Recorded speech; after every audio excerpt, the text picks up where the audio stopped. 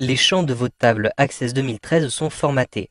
Par exemple, certains champs vont contenir des nombres, d'autres du texte. Si le champ contient des nombres, le format permet de définir le nombre de décimales, la devise si c'est une valeur monétaire, un pourcentage, etc. Vous avez aussi des formats de dates. Donc par exemple, vous le voyez, j'ai ici à l'intérieur de ma table des clients des dates de naissance. Si je souhaite modifier le format utilisé, je clique dans l'entête, ensuite je rejoins ici l'onglet champ et je peux choisir le type de données. Donc ici, en l'occurrence, je peux choisir texte, numérique, date, etc. Je vais choisir date. Et à l'intérieur des dates, vous avez différents types de formats de données, format général, complet, réduit, abrégé, etc. Si je choisis abrégé, je vais avoir cet affichage-là. Si je choisis réduit, je vais avoir un affichage différent. Si je veux retrouver l'affichage complet, je clique ici sur complet. Et donc vous le voyez, vous avez un format différent qui est attribué à chaque fois. Vous pouvez aussi aller un petit peu plus loin à partir de l'affichage création. Pour rejoindre l'affichage création, simplement vous allez effectuer un clic droit ici dans l'onglet, puis vous allez choisir mode création. Vous pouvez aussi simplement cliquer sur cette petite icône qui se trouve tout en bas à droite de la fenêtre. Maintenant, vous le voyez, vous n'avez plus accès aux données, mais vous avez les différents champs qui apparaissent ici, avec en face à chaque fois le type de données. Vous reconnaissez d'ailleurs pour les dates de naissance, le type de données date.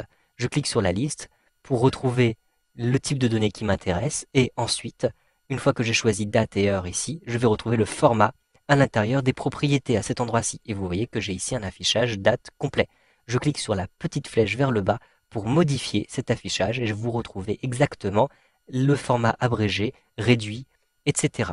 De même, vous avez d'autres types de données. Par exemple, ici, mes références clients. Vous voyez d'ailleurs en face qu'il s'agit d'une clé primaire. Eh bien, je vais avoir un type numérotation automatique. Je vous conseille d'utiliser toujours la numérotation automatique lorsque vous avez une clé primaire. En effet, la numérotation automatique va incrémenter de 1 automatiquement et vous aurez à chaque fois une référence unique. Vous n'aurez aucun doublon, donc c'est ce qu'il faut utiliser pour les clés primaires. Donc je choisis numérotation automatique.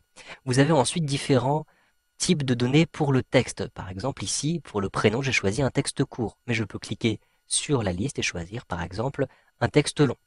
Vous avez aussi des formats numériques. Si par exemple à cet endroit-ci, je choisis de créer un nouveau champ valeur des achats, je vais ensuite choisir une valeur numérique. Donc je clique à cet endroit-ci et je vais choisir numérique comme ceci. La valeur numérique me permettra par la suite de faire des calculs puisque le programme va reconnaître des nombres et des chiffres.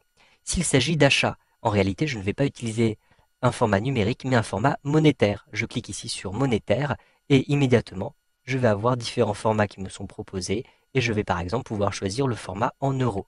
Choisissez ensuite le nombre de décimales, donc ici automatique, mais vous pouvez par exemple choisir une ou deux décimales. Ce sont là les types de données et les formats que vous allez utiliser le plus souvent, mais vous en avez d'autres. En cliquant dans la liste, vous le voyez, vous pouvez choisir par exemple un format oui-non, donc vous aurez des cases à cocher avec des valeurs qui sont binaires, soit oui, soit non. Vous avez aussi les objets OLE, donc il s'agit de programmes, si vous souhaitez utiliser des programmes à cet endroit-ci. Vous avez la possibilité d'insérer des liens hypertextes, donc ces éléments rentrés seront reconnus comme des liens hypertextes, c'est-à-dire comme des liens vers des sites internet. Vous pouvez aussi indiquer des pièces jointes, c'est-à-dire des fichiers qui se trouvent sur votre ordinateur, et vous pouvez enfin préciser des champs qui sont calculés. Vous avez donc, vous le voyez, tous ces outils qui sont disponibles pour les tables. Cependant, ce sera un petit peu différent pour les requêtes. Donc je vais fermer cette table-ci. Je vais d'abord avec un clic droit choisir de l'enregistrer, puis avec un clic droit, je vais fermer cette table-ci et je vais ouvrir une requête. Donc je double-clique par exemple ici sur ma requête de facture. Lorsque vous avez comme ceci une requête, vous allez vous rendre dans l'affichage création. Avec un clic droit, je choisis mode création comme ceci. Et maintenant, nous allons avoir besoin du volet des propriétés des champs. Donc par exemple, ici, pour le champ date de commande, je vais effectuer un clic droit et je vais choisir propriété.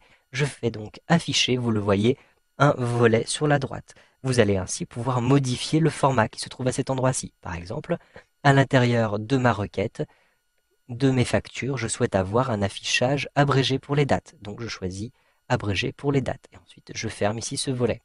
De même ici, par exemple, pour les prix fournisseurs, je choisis avec un clic droit d'atteindre les propriétés. et je vais choisir cette fois un format un petit peu différent, par exemple un format monétaire en euros. Je choisis ici format monétaire en euros et je ferme le volet. Je peux retrouver par la suite, par exemple j'ai ici sur la droite la TVA. Je sélectionne la TVA, avec un clic droit je choisis les propriétés et je vérifie bien que le format adopté ici est bien un format de pourcentage. Je sélectionne pourcentage et je peux fermer le volet. Si maintenant je me rends dans l'affichage feuille de données pour cette requête, je vais simplement effectuer un clic droit ici pour basculer en mode feuille de données. Vous le voyez que j'ai maintenant un affichage abrégé ici pour les dates. Je vais avoir des euros pour les prix et je vais avoir des pourcentages pour la TVA. Vous savez donc maintenant comment formater les champs d'une table ou d'une requête avec Access 2013.